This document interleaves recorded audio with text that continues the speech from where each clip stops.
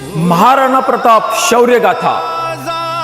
राजस्थानच्या मेवाड भूमीत 9 मे 1540 रोजी महान योद्धा महाराणा प्रताप यांचा जन्म झाला। ते मेवाडचे राजा आणि स्वाभिमानाचे प्रतीक मानले जातात। त्यांच्या आयुष्यातील सर्वात मोठे ध्येय होते मेवाडचे स्वातंत्र्य टिकवणे। त्या काळात अकबर हा मोगल सम्राट संपूर्ण भारतावर सत्ता प्रस्थापित करत होता, पण महाराणा प्रतापाने कधीही अकबराच्या अधीन जाणे स्वीकारले नाही। स्वाभिमानासाठी त्यांनी जंगलात राहणे, कष्ट सहन करणे, पण गुलामी न स्वीकारणे असा निर्धार केला।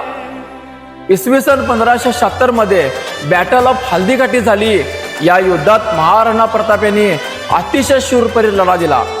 त्यांचा विश्वासू घोडा चेतक देखील याच युद्धात अद्भुत पराक्रम करून इतिहासात अमर झाला। जरी हे युद्ध निर्णायक जिंकता आले नाही, तरी महाराणा प्रतापाने कधी हार मानली नाही।